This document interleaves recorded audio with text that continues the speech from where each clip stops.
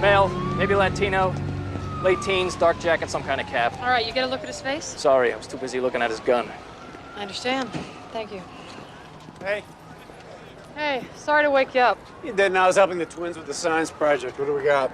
Victim is Jennifer Fulton. She owns the restaurant with her husband. Now, the place was closed, but the front and rear doors were open. Perp knocked her out, and he raped her. She always work this late? Sometimes she closes up, sometimes the husband. The cops know them, so they make a point of checking in, which is what Officer Bregman was doing when he caught the perp in the act. B-I-C-H. Did the moron rob the place? Knight's take was still in the register. And either he didn't get to finish the job, or this was personal.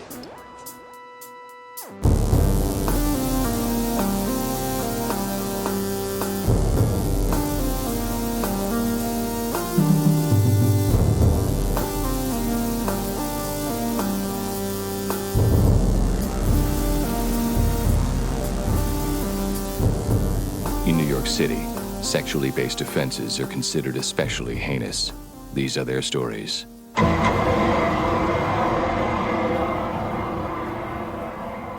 Hey guys, welcome to Munch My Benson. My name's Adam. I am standing here in my office in Galveston, Texas, holding a child on my chest and drinking a beer. Joining me on the line is Josh Dugan. How's it going out there in California? We're moving in 7 days, I believe. Damn. Is the count. So I'm living amongst boxes. Yeah. Yeah. So the air quality is still really bad. Like every time we have to go outside for something, my throat gets sore, and then Gross. I think I have COVID. Gross. Even though I'm super careful and don't fucking talk to anybody. Yeah. Or go near anyone. So yeah, that's fun. Yeah. Here it's beautiful weather right now. It's just absolutely gorgeous. But I think every day for the last 3 months, there's been a grain ship in the port. And I don't know if I've mentioned this before in the podcast, but when they load grain onto these ships, it kind of billows out of it. And if you're outside too much, it's the same thing. You start feeling like you have COVID because you start inhaling it, even if you're more than a mile away from the stupid thing. I don't know. Grain dust. Yeah, it's the most they've ever shipped out of Galveston since we've lived here. And I know this because I work on the water, and so I see that terminal all the time. And so I wonder if maybe it has something to do with the Lebanon explosion. It blew up their grain elevator, and they might be shipping extra over there. I don't know. Pure speculation. Anyways, have you been watching anything? I don't think I have. I'm trying to even think if I've seen anything interesting, and I can't really think of it.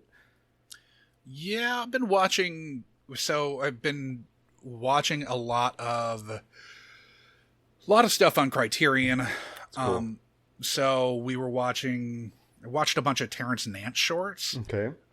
He's sort of like surreal Afrofuturist. He's originally from Dallas, but he doesn't make things that are just intrinsically Texan or something. Yeah.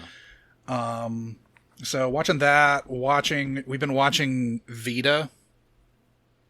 The sort of set in Boyle Heights, like inclusive Latinx. I mean, it's somewhat about lesbians, but not entirely. But yeah, it's and also about gentrification, obviously, because Boyle Heights is kind of ground zero for the sort of fight back against gentrification that has happened, sort of, especially in LA. But I think it's probably influenced how it's being viewed in the country overall too. So cool. I guess I take it back. I did start a show. It's called Cop Show. It's a why am I blanking on his name? God damn it. Hold on. I'm editing this, so it's not your fucking problem. Why? No, not that fucking show. God damn it. what country is it from? It's motherfucker. Why did I didn't have this prepared, so I didn't think of it. It's Dennis Farina. Okay. Hold on. Let me just make sure that. No, you mean Police Story? Is it? Yeah, it's Police. No, is it Police Story or Cop Story? I think it's Police Story. From the early 80s? Yeah. I think it's Police Story. Double check that, though. Crime Story. Yes, Crime Story. So I've been watching. I watched the first half of the first episode of the pilot of Crime Story, which is like a Dennis Farina star vehicle. Honestly, I never thought I'd say this. It's kind of hard to take somebody seriously when they have that thick of a Chicago accent. I'm going to put that out there. But also, it features a Munch alum in Jim Trufrost has a very bit part as like one of so Dennis Farina's brother-in-law he's played by David Caruso, and one of David Caruso's henchmen is played by Jim Trufrost. So it's pretty fun. Jesus, that must be a really young Jim Trufrost. So I mean, he looks like he's about 12 years old. It's pretty amazing, actually. I mean, fucking Caruso looks like a child too in it. But we were watching Gone in 60 Seconds yesterday, and Michael Pena's in it, but it's like Michael Pena in 2000. So nice. That was like baby Michael Pena. It was super weird. Nice. Well, should we just get to it? We have an episode that I did not take very many notes over. Nor did I. It's a pain in the ass. It's season 5, episode 7. It's called Choice. So I'm just going to get to it, and maybe we can get out of here in short order. We'll see. I have a couple things that piqued my interest about this, but not too many. And we're obviously dealing with the fallout from Rhodium Nights and Lost Reputation, where... We went a bit long on the podcast. Yeah, and we're at the point where Adam has just edited what had to be split into 2 parts and over 3 hours of audio. Yeah, I've been editing that piece of shit for like 3 weeks now. I'm over it. A uni responds to the sound of breaking glass at Mama Sue's restaurant in the West Village. Inside, he spies a spelling-challenged youth standing over the bloodied body of Jennifer Fulton, a.k.a. Jane from Melrose Place. The youth flees, and Jennifer is taken to the hospital, where Benson and Stabler discover that Jennifer is not the ideal victim. She seems completely disinterested in assisting their investigation, but thanks to some nifty sleuthing by Munch My Benson's favorite CSU tech, O'Halloran, the unlearned youth, one Leon R. Diaz, is found. Though he'd been arrested for underage drinking at Mama Sue's previously, he clearly wasn't Fulton's attacker, because in the course of tracking him down, we meet Jennifer's estranged husband and co-Mama Sue's franchiser, Craig. And guys, I don't think I've ever seen a person's face scream raper more than this guy's. It turns out they'd been separated for months, and the business wasn't doing very well. And even though he'd seen Allan Houston foul out in the third quarter earlier that night, his partial prints were found on a wine glass, and he is taken in. If only this was where the plot finished. Instead, we spend the next 30 minutes getting dragged from Novak's office to criminal court to family court and back again, as we really get to know the Fulton family fuck-ups. You see, Jennifer has a drinking problem, which we get to hear about a whole lot. Also, Jennifer wants an abortion. Fine. Given the circumstances, I totally understand. In fact, it doesn't matter whether I understand or not, because it's her decision. Well, Mrs. Partridge disagrees. Representing the rapist, Craig Fulton, she files a motion to prevent Jennifer from carrying out the abortion, which she loses. But because they couldn't end the episode at minute 20, Jennifer has a change of heart and decides to carry the child to term. One problem, though, she drinks. We hear a lot of facts about fetal alcohol syndrome, and that shithead Craig files a motion to put Jennifer in lockup for the duration of her pregnancy, at which point he'd take possession of the child. During this trial, honestly, I have no idea if it's this trial or a different one. There were like 6 different trials in this episode, and I wasn't fully paying attention to which courtroom I was in. Lots of court. Benson finds one of Jennifer's high school teachers who'd recently spoken to Craig about Jennifer's wild days back in school. We discovered she'd already had a kid. And guess what, folks? That kid is the Fetal Alcohol Syndrome poster child. The discovery of the Faz kid dooms Jennifer in court, and she is forced to undergo treatment for her alcoholism while under a court order to refrain from drinking. This, of course, doesn't last very long, as the next time Benson is at her apartment, which it seems like she's at her apartment all the time, Jennifer is sipping rum from a generic diet soda can. Benson whips out the cuffs and arrests Jennifer for contempt of court. And though she is found not guilty of contempt, Jennifer is ordered again to undergo counseling. And this time she legitimately feels bad about it. We last see her stalking her Faz daughter. Benson is called by the adoptive father and convinces Jennifer to start a relationship with her daughter Lily. We get a back on the wagon again Dick Wolf. Yeah, this episode happened. Yeah, and it really felt like it lasted a long time. Yeah, like longer than Lost Reputation and Above Suspicion. Yeah, sure combined. Did. Sure did.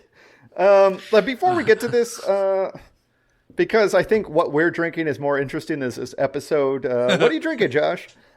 I've got, well, originally it was 4 fingers of Jameson in a tumbler on the rocks.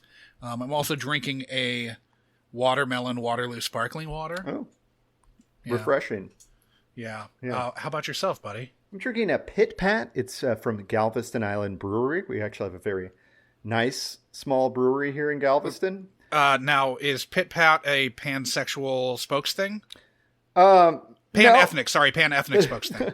I mean, no, not necessarily. It's a peanut butter chocolate porter. And though that might not sound super appetizing, it's fucking delicious. No, that sounds awesome. It's delicious. I am a big fan of this beer. That sounds really good. I do have, if I finish this drink, I may switch to we've got a Zokoveka, which is it's like a chocolate imperial stout. Nice. Mexican hot chocolate. Nice. That sounds great. That Stone does. So may do that. I had one last night. Nice.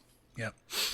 So cool. So this episode happened. Yeah. So I guess we've got a lot of guest stars. Older women guest stars in this. Yeah. That's who I'd really like to point out because I mean there's a fuckload of them, but yeah, they're keeping all of the older women actresses in work this week. And some of them are better than others.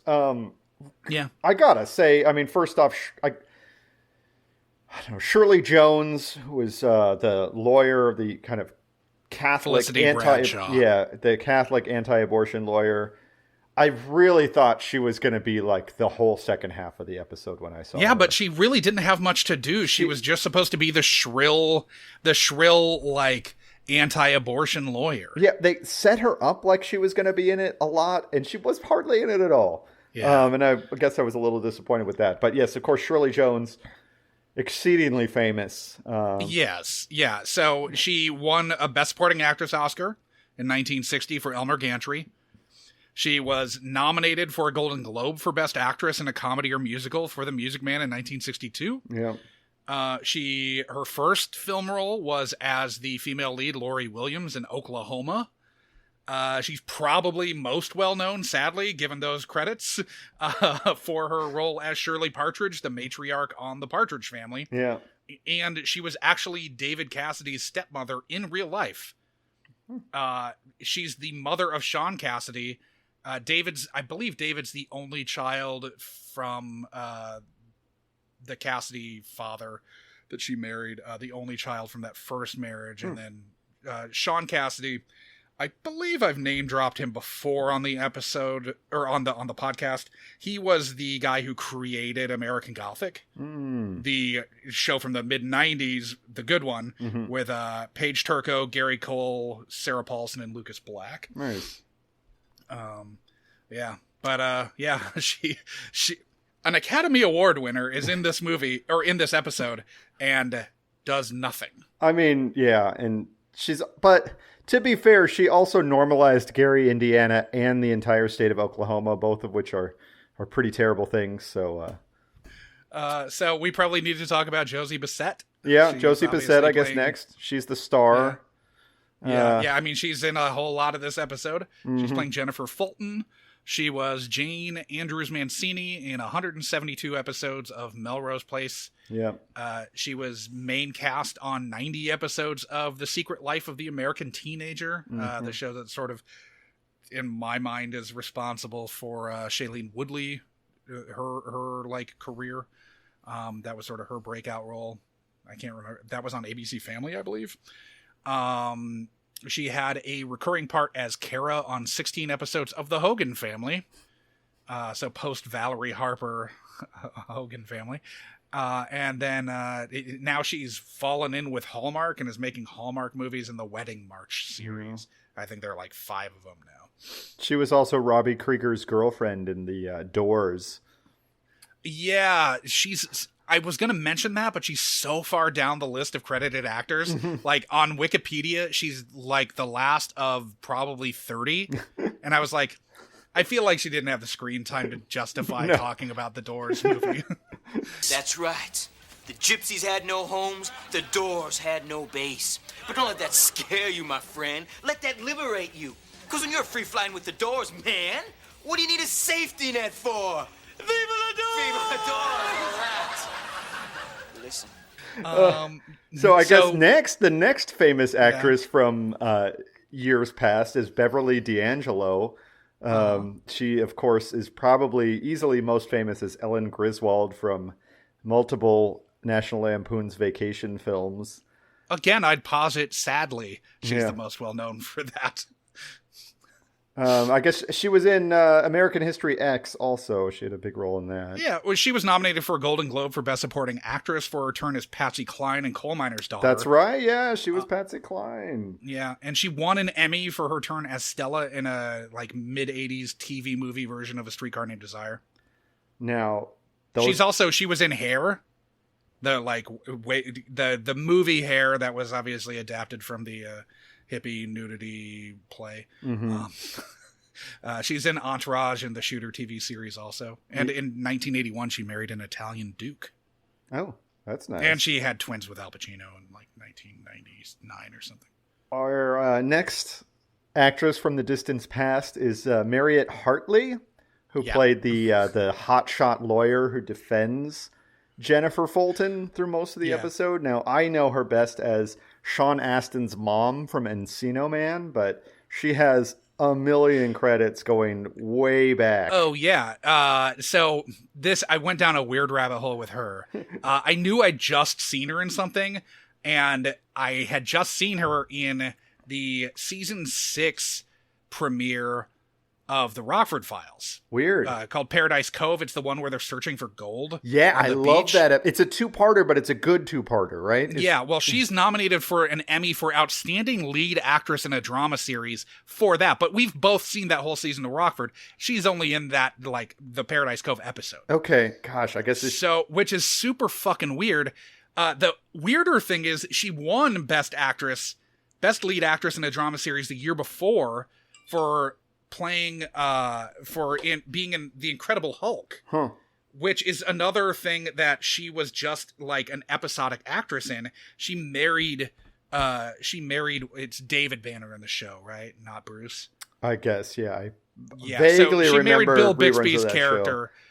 She married Bill Bixby's character in an episode of Incredible Hulk and won the goddamn lead actress Emmy, which I guess is kind of a damning statement about the roles available to actresses in TV in the late 70s. Yeah, seriously.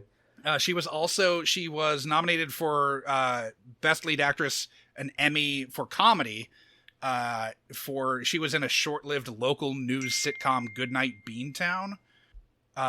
She was starring again opposite Bill Bixby, and Tracy Gold played her daughter. Okay. And then the weirdest thing probably, and the thing that any older, like anyone over probably 45 or so would recognize her from, she was the actress opposite James Garner in that long-running series of Polaroid commercials that had people thinking she was married to James Garner. Weird. Yeah, that's the weirdest thing. But like, it was, I've seen the ads on TV, or I've seen the ads on YouTube, I think. I'm sure I saw them way back, but when I was that young, I didn't know I didn't know who James Garner was when they were airing. So that was a thing that I would not have been keying on. Now I have one more actress from the past. That is the teacher who kind of, gives them the information that Lily, the fetal alcohol syndrome child, exists. She was played by Lenka Peterson, who... Yeah, that's really from the past. I mean, she's been around She since is the old. 50s. I mean, she was playing bit parts in Western shows back, in 1961. But I know her, and I guess people who are brain damaged like me from the 80s would know her as the Virgin Connie Swale's grandmother from 1987's Dragnet, starring Munchie Benson's favorite actor, Tom Hanks. So she has a only half of Munchie Benson's favorite actor. I mean, not my favorite actor, just the one that seems to pop up the most in Law & Order SVU. For whatever reason. Yeah. That's really the only thing I know her from, but I was like, holy shit, it's Grandma Mundi. I've got two more actors we should probably just touch on. Callie Thorne, who we've talked about before, but if you didn't listen to Matricide by Proxy, the episode where we talked about, Bound, I think was the name of the episode? I believe so, yes. Yeah. This is her first appearance on SVU as Nikki Staines. Oh, okay. And it's obviously her second time showing up in the podcast.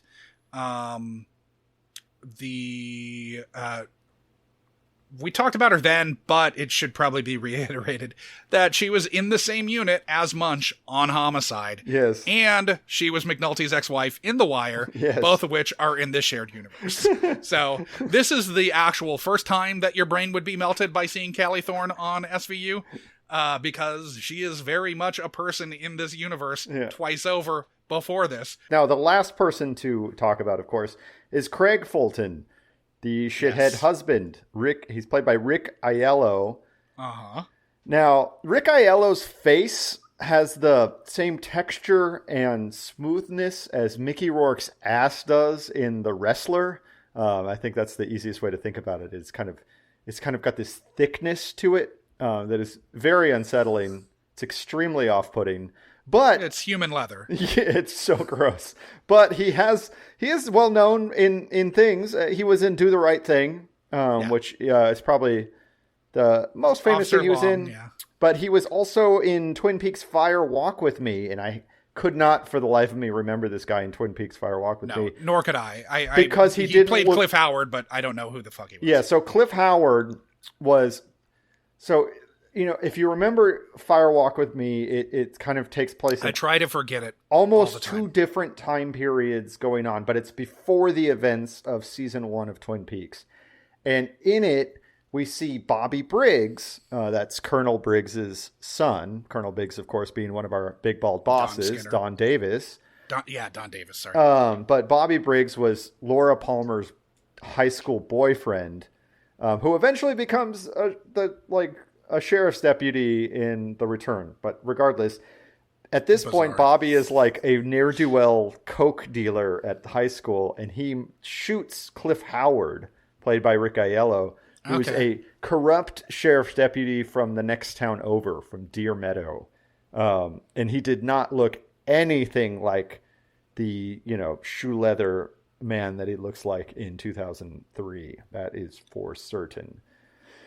I thought you would key on him being Ray DeBaldo in The Sopranos. I mean, I thought about that, but no, I thought the Fire Walk with Me thing was more interesting just because of Bobby's inclusion into that. I guess it was when Bobby was like buying coke, and the coke deal goes bad, and Bobby shoots Rick Aiello, and it's one of the weirder, it's one of the least believable things about Fire Walk with Me, because Bobby's like a shitty high school kid. This in a movie.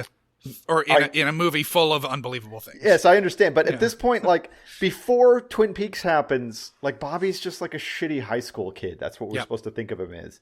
But he's already killed somebody. Anyways. Yeah.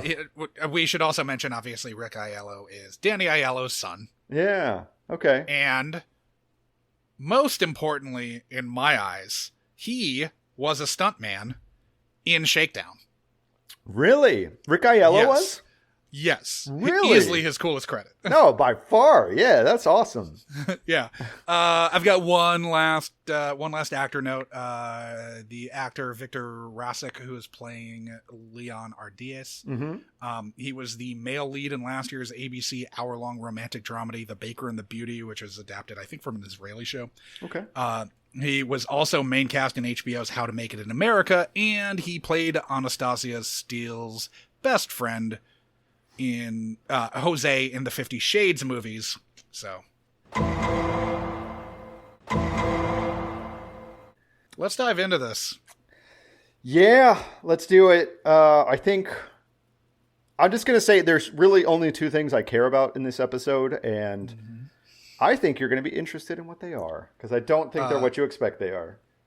Well, as you were doing the recap, I had a feeling that I had a feeling that you maybe did what I did and dived into the husband's alibi. Yes, I dived deep into this. Yes, because that did not happen. No, it did not happen. No. So when Elliot's trying to trip up Craig on the details of the Knicks game, he throws out information about Allan Houston almost pulling it out in the fourth, and Craig says Allan Houston fouled out in the third. Uh-huh. Both of them are wrong. Yes. The Knicks season opener wasn't until 2 days later. Okay. Oh, I did not look up that. Oh, but... yeah. No, there was no basketball being played. The Knicks, it was preseason still. The Knicks did not open the season until 2 days later. And they're like 2 days after they're talking. Yeah. So 3 days after he was supposed to be at a game. So what I looked up was actually Allan Houston's foul out history. I thought about that too. Yeah. We should note that there is no way Allan Houston, who's a year away from retirement, is playing enough to foul out of a preseason game. So even if there was one, which I could not verify, even if there was one, there is little chance that he would have fouled out from it. And there's no way that in 2003 the Knicks are having their preseason games televised for Elliot to have watched on TV. Yeah. So, yeah. Allan Houston also was not, he was a scorer. Not known for a guy who fouled out. He was a scorer. He did not foul out very many times. In fact, in his entire career, he only fouled out 21 times in the regular season. Okay. Now, of those, I looked at every single time he fouled out, and my criteria on whether he fouled out possibly could have fouled out in the third quarter. In the third quarter? No. Was because, that's like, so people that don't follow the NBA quarters are 12 minutes long. Now, typically, if a guy is getting into foul trouble early on, he gets benched. And so, in order to foul out in the third quarter, you have to both be playing a lot of minutes and be racking up fouls. And so, in my mind, I kind of did a calculation. And where I set it was basically 26 minutes or less. If he fouled out before 26 minutes... I would consider it a possible foul out in the third quarter. Right. Even then, I think it's unlikely because I think most of the time you're getting 3 quick fouls in the first and you're sitting the entire second quarter. That's what... really, if you were going to foul out in 2003, if you were going to foul out in the third quarter, the players who would have been doing that would have been in a center rotation and fouling Shaq. Yeah. Well, sure. Yeah, exactly. Not even doing hack-a-Shaq, but like getting fucked over and just like Shaq dominating you to the point where all of the big men are in foul trouble and someone gets fouled out in the third. Yeah, and in 03, that's most likely it. I suppose, but Allan Houston would not have been that player. A perimeter defender guarding Kobe or somebody of that ilk, like guarding Allen Iverson, you could get into foul trouble early, but... Theoretically, but how many times did Allan Houston foul out to meet that criteria? So, in my criteria, which is less than 26 minutes, he only fouled out 6 times in his entire career. He did not foul out a storied career. Yes, this man was played deep into the playoffs on multiple occasions. He was probably the premier scorer. I would say the premier at least offensive range threat for the Knicks for many years. Obviously you got Ewing down low. Spree was there too. Spree was there. That's true. Spree was there, but Houston was a sweet scoring outside, threat for a decade. And could slash to the rim. And, yeah, but only 6 times. The last time he fouled out meeting my criteria would have been in the 2000-2001 season. He fouled out twice, meeting that criteria, but not a single time after that. One game against the Pacers? I have to look it up. I can look it up. So that was... don't... No, it's really easy. I got it already kind of like... You're up on Basketball Reference. Oh, I sure am. Yeah. BREF, thanks to Basketball Reference for having these sortable columns here. So, he fouled out in 20 minutes versus Toronto. That was at home. Vince Carter. But playing Vince Carter, right? Most likely. I mean, he would have been playing Vince Carter, and then the second time, presumably having to guard Vince Carter because he was also sort of the defensive, like, guard forward. Yeah. So, and the other time was at Utah. So there's no way that Rick Aiello was there. Clearly, just didn't want to play. Anyways, Allan Houston seemed like a nice guy. I was a fan of the Knicks back then. I mean, they weren't my team, but I was rooting for them against the Pacers and the Bulls and those other teams. I in the late 90s. liked those Pacers, actually. I liked the Pacers more than I liked the Bulls, but I'd root for the Knicks ahead of the Pacers, I guess. Well, I loved Jordan and I loved the Bulls largely because of B.J. Armstrong. Yeah, I despised the Bulls back in the 90s. I was such a contrarian. But that's because you were you lived in Boston when that all kicked off. I did. I lived in Boston when Jordan was like, he just scores 40 points a night and doesn't do anything else for the team. That's what Boston people would say. But yeah, that was the only really deep dive I did on this episode. I mean, I was going to look into his foul out record to see what it was like, and then I was like, I don't need to go that deep on this. So jumping back to the cold open, I really liked Elliot marveling at the misspelling of bitch on the, Me too. The tag on the mirror. That was the other thing I noticed first off. I was like, what the fuck is this? And then Elliot's like, B-I-C-H. Yeah. No, I mean, it was a laugh line. It was a designed laugh line for us. So whenever the Vic is trying to leave the hospital when detectives are arriving to interview them about the case, something's amiss. Yeah. And obviously this case is not different. Yeah. And usually it's not a very great episode when that's happening because it's because the victim is always going to be hiding something to him. I mean, you saw the same thing happening with Clea Duvall exactly in that awful Brenda Blethyn episode. Yes, or the episode where Brenda Blethyn was awful. Not that the episode in total was awful, but we also saw it in the one about Suffolk County. That one was also kind of a dud. Interminable.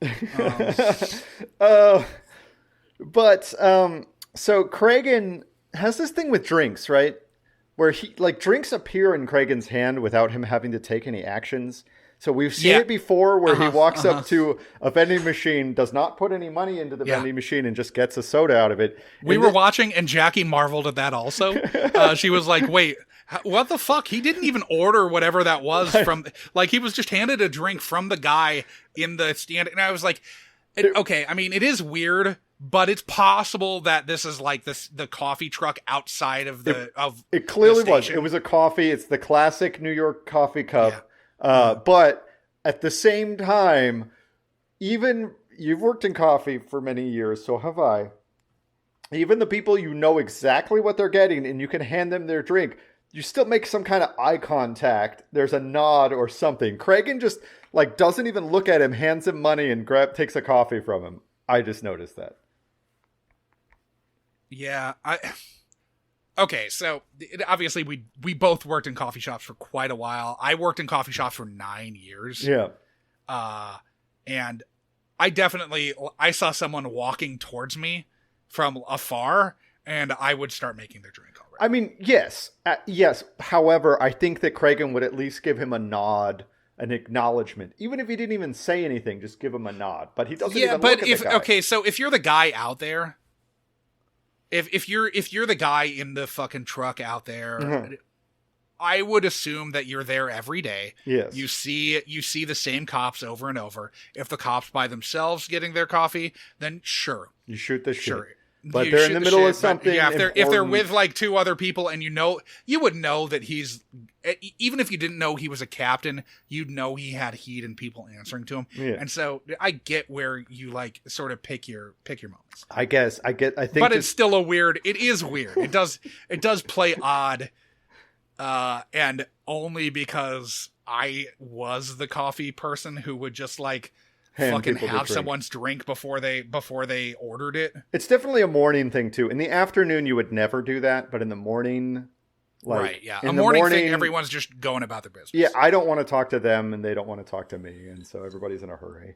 That's yeah. true. I mean, are we dismissing the fact that Kragen probably has like irritated this coffee person to no end for decades? Coffee guy's probably had to hear about his fucking alcoholism. He doesn't want. Yeah. We're underestimating the possibility that the coffee guy does not want to talk. To Kragen. Okay, here we go. The reason Kragen ends up having to hire prostitutes is because even the fucking coffee guys in the carts won't talk to him anymore.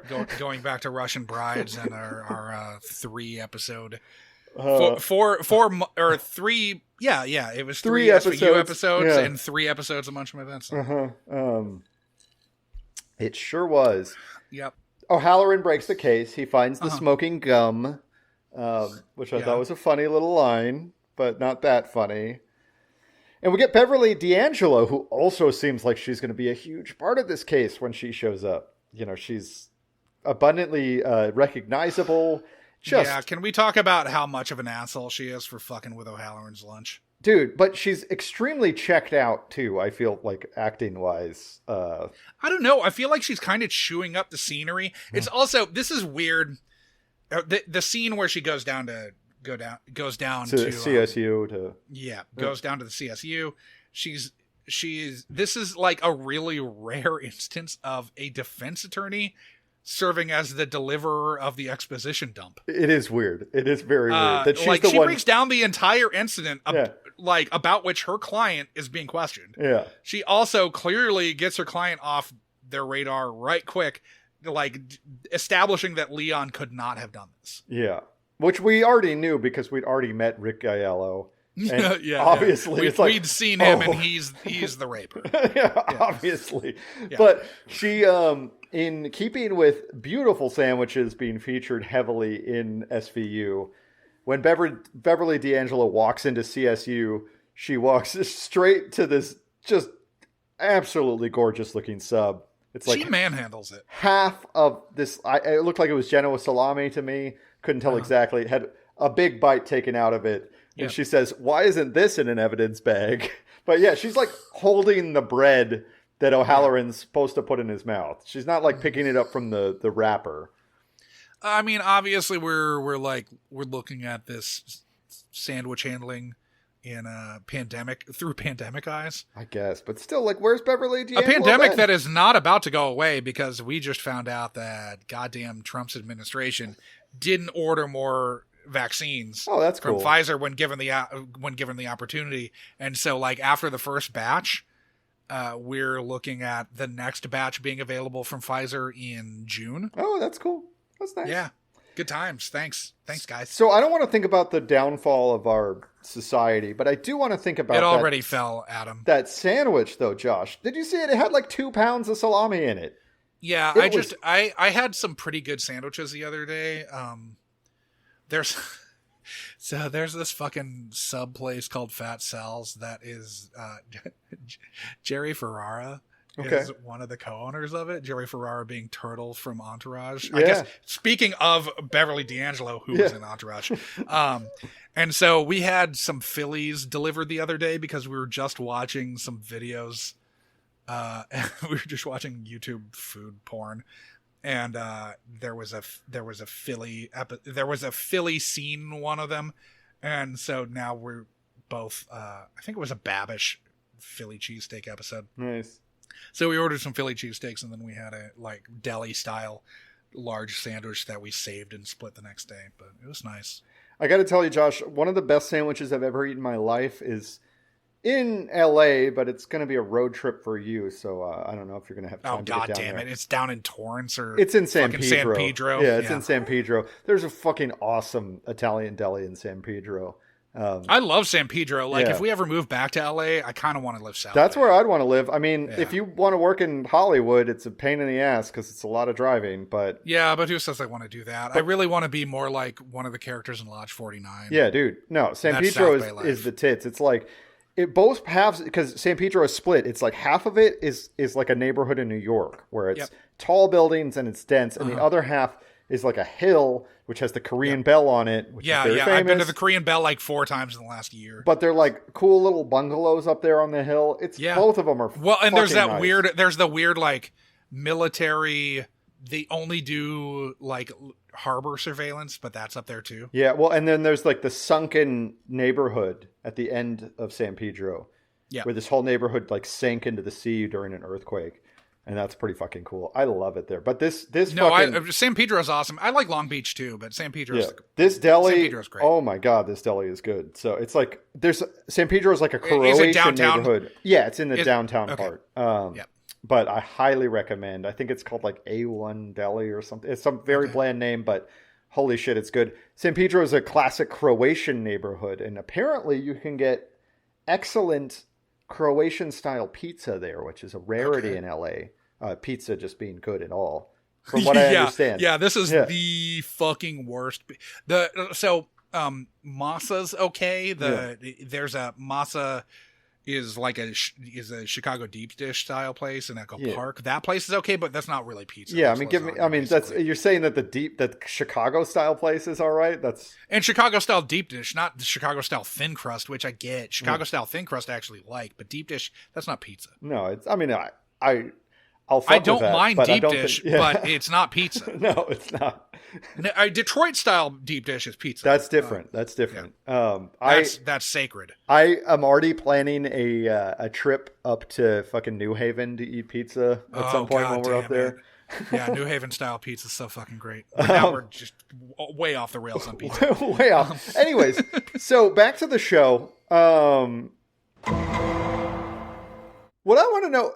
Who pours rum into a can of diet soda in your own home? So when you were talking about that in the recap, it brought me to the episode of Sunny. It's Always Sunny in Philadelphia, where where Frank is. They have it's the one where they stage an intervention for Frank, but Frank is drinking red wine out of soda cans, and then it's like a Calimocho. That's a no. No, the soda's poured out and they just fill the can with red wine. It's gross. There's no soda in it. So it is like a Calimocho if there was soda still in it. But yeah, and then by the end of the episode, they're all drinking red wine out of soda cans and driving around doing it.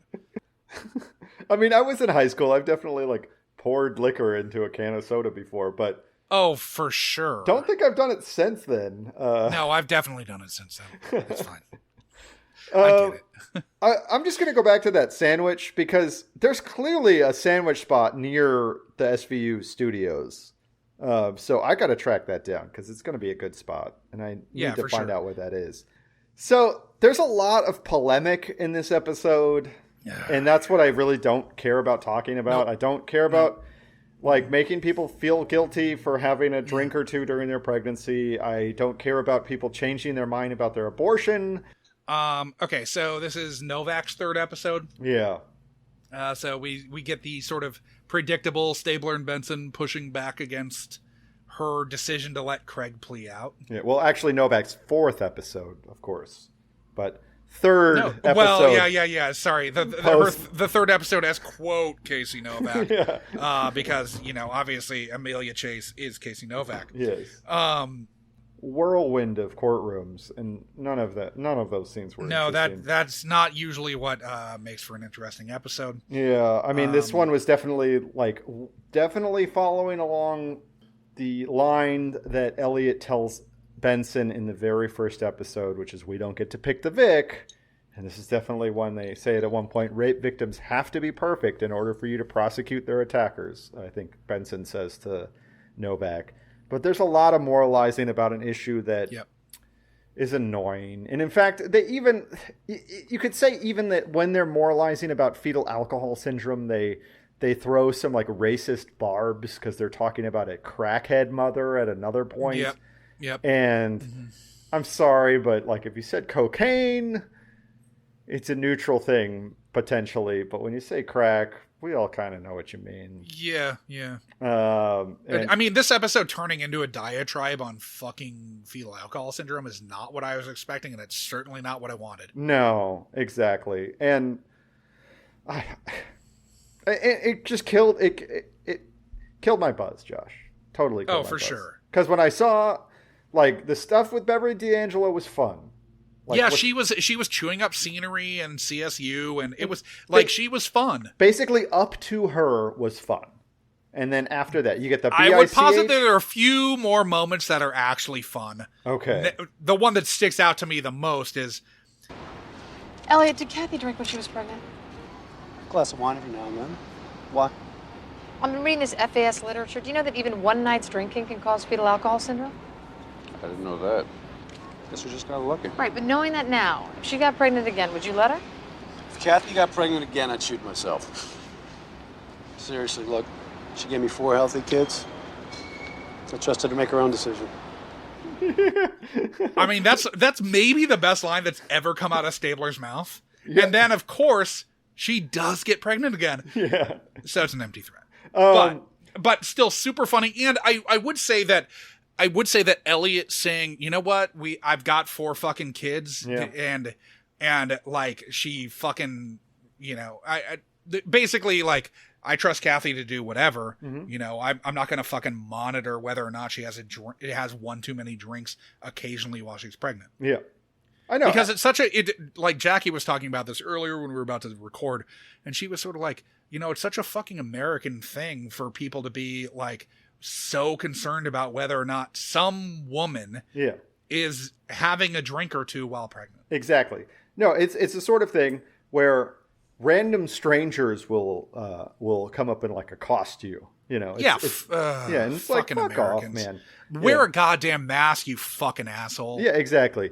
But because you know that person who's accosting that mother is the same person that's not going to wear a mask. But Benson, without even saying it, is like so fucking judgmental and moralizing in this episode. Whether it's for sure. Whether it's when Jennifer says she wants an abortion. She's the only one arguing for. She's the only one arguing. It's weird that she's the only one arguing for like, oh well, she shouldn't be locked up. We're making the victim the fucking criminal here, and that's. Because it's a Benson off the books advocacy episode. It's not this isn't an SVU case after minute 10. Right. Yeah. It's not even a criminal case after minute 10. It's just like this bickering in family court between 2 pretty shitty people, honestly, you know. Yeah. And it's weird because we do have the three detectives on the unit with dicks jumping in and arguing that maybe it's not the worst thing in the world if she were to get put in rehab for the term of the pregnancy if she's going to keep the kid. Yeah, which I mean, easy for them to say, right? Yeah.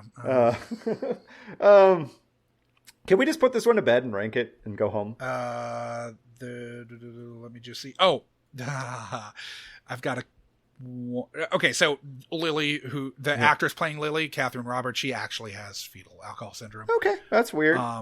Yeah, for SVU. I mean, it's better than going the other way. Yeah. I did note that looks like Novak's gotten her ass handed to her by Lorna Scary 3 times now, not just 2.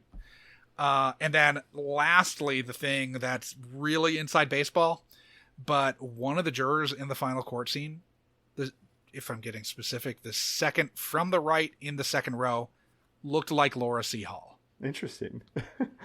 So like if they had to do reenactments for the 48 Hours Mystery on the Jennifer Cave, Colton Patoniak, Laura Hall case, she could easily have played the part. For listeners that aren't aware, Laura Hall was involved in it was like a notorious murder. When was that? In like 2008 or so, 2009? Earlier, it was 2006 because we both still worked at Spider House. But during the trial. We both still worked at that dumb coffee shop. So Colton Patoniak was a college student. But we worked there during the trial too because he was still coming in then. Yeah, he murdered his girlfriend.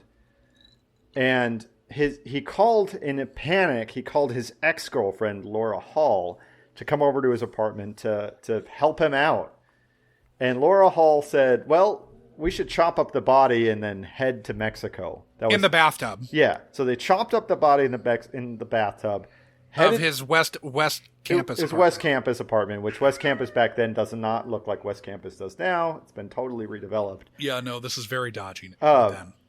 or like really shitty apartments. Yeah, really shitty, like rickety buildings from the 60s that have been completely falling apart for decades. Now they've been you were still having to pay way redeveloped. too much to live in. But Yeah. But anyway, so they eventually went to Mexico.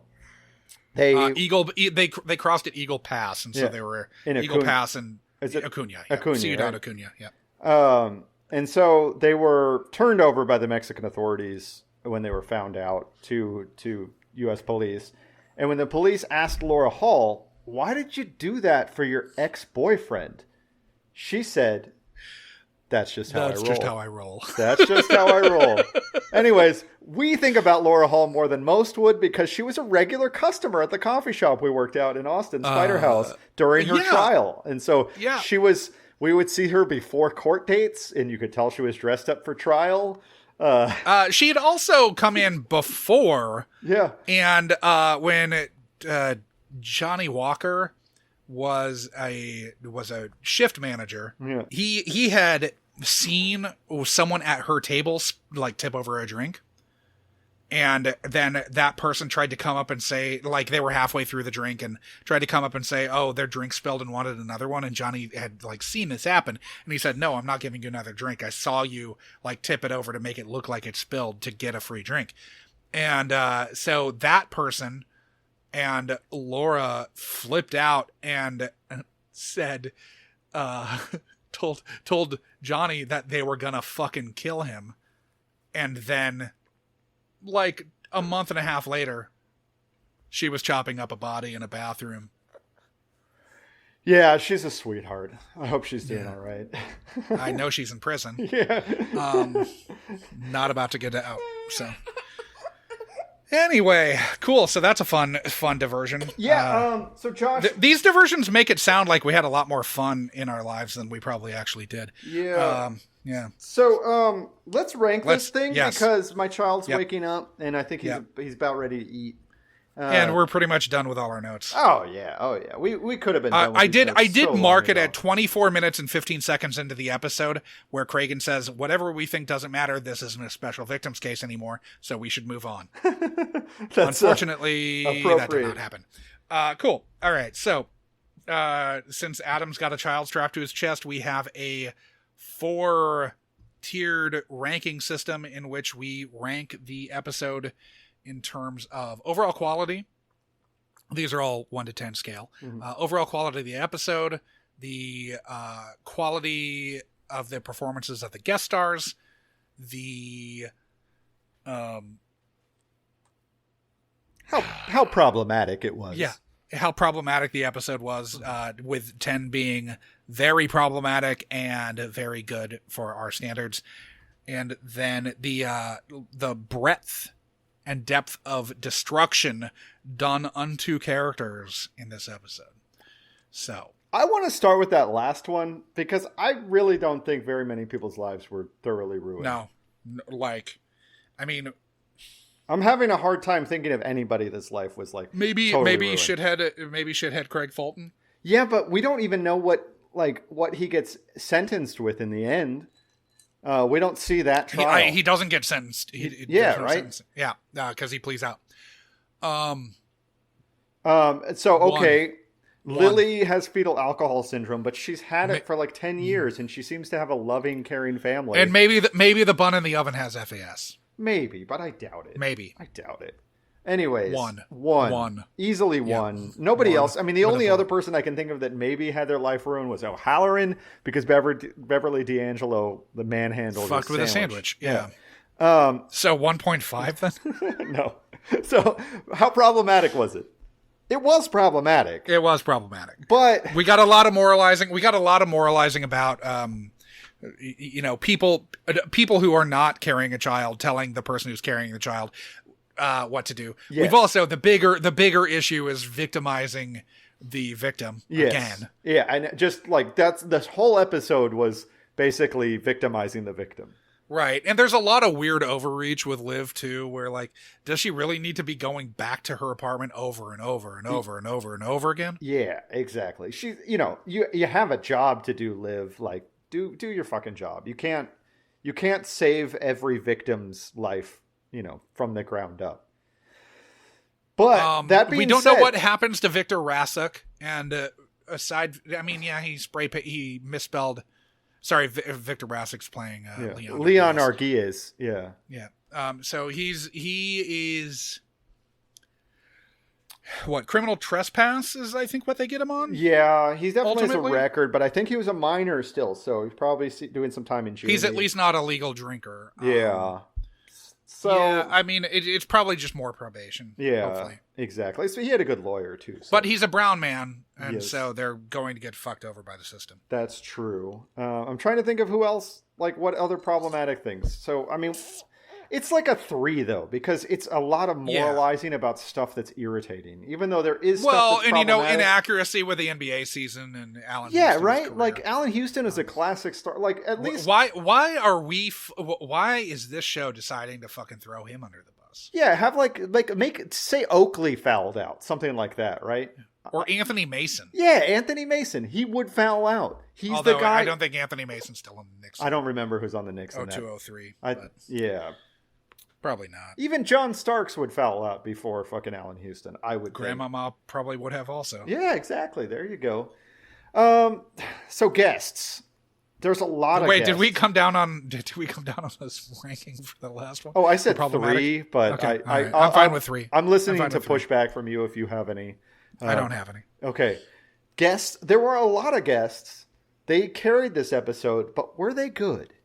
I think Marriott Hartley was. Yeah. I think she was good. She's a recurring. She's in it like six appearances. Okay. Yeah, she's in it a bunch. Shirley Jones doesn't get to do anything. No, she doesn't. And you really I would say Beverly D'Angelo and Callie Thorne are both pretty good. Yeah, they're both fine. I don't think anybody's a standout though. No, Josie Bissett's not. I don't know. I would say Josie she's Bissett not doesn't great. have to have much to do, but she's in it a lot. She's in it a lot, but the character is not written in an interesting way. No, it's really not.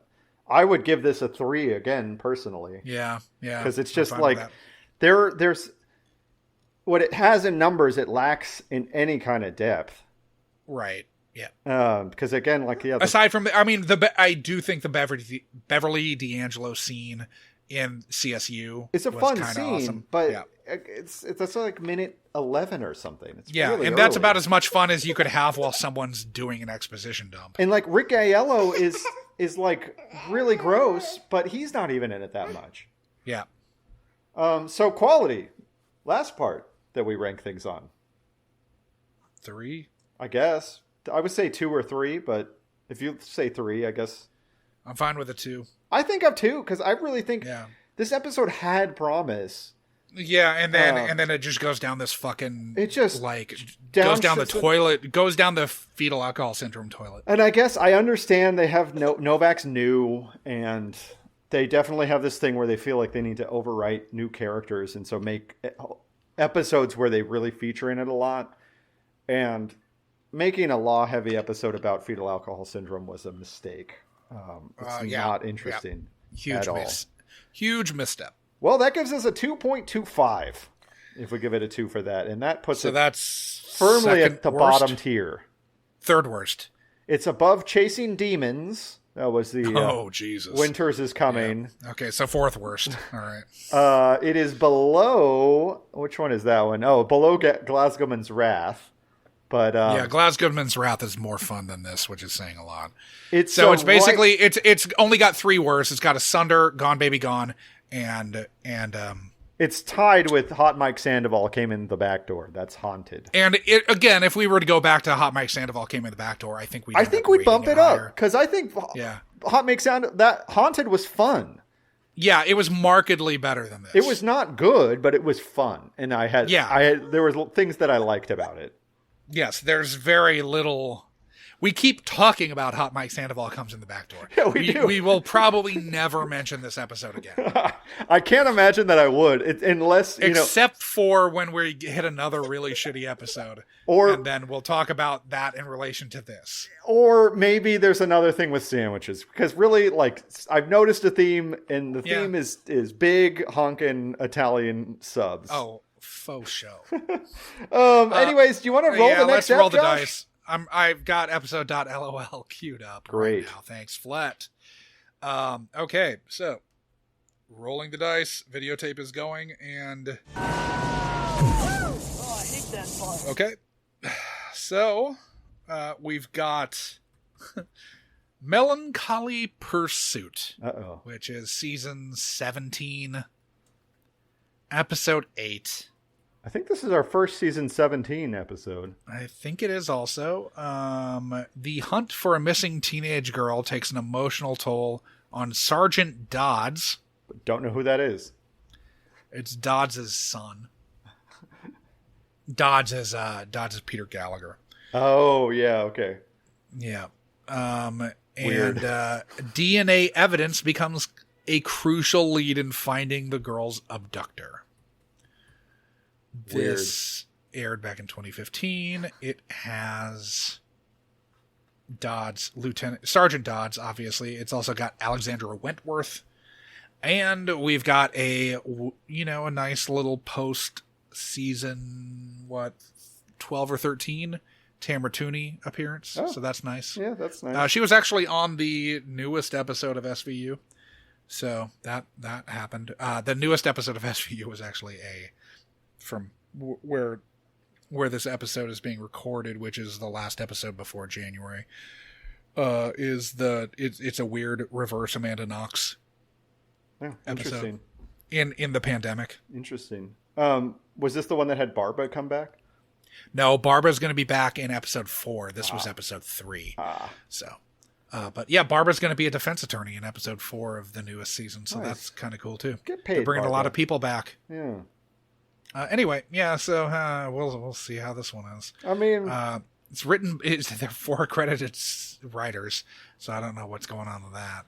I have a hard, unless it has Brooke Shields in it or is the Rollins sister episode, which thankfully we've missed so far.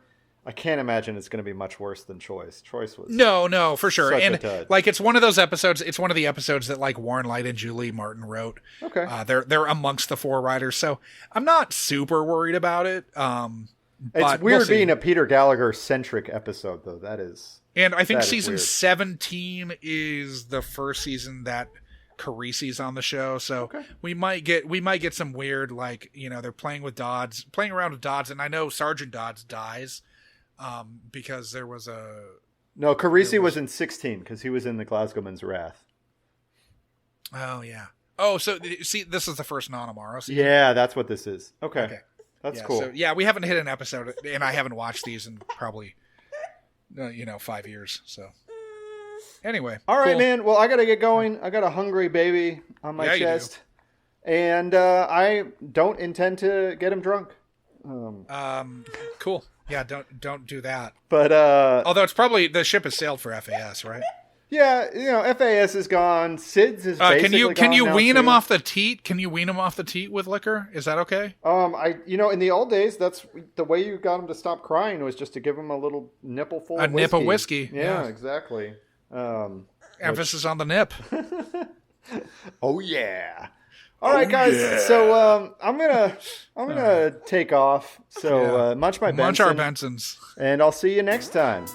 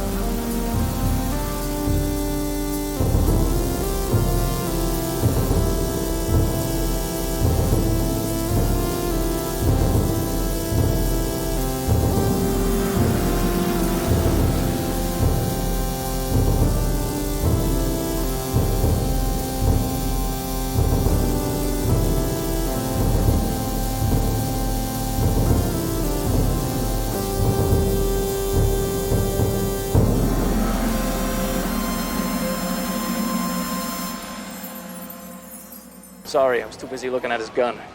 I understand. Thank you.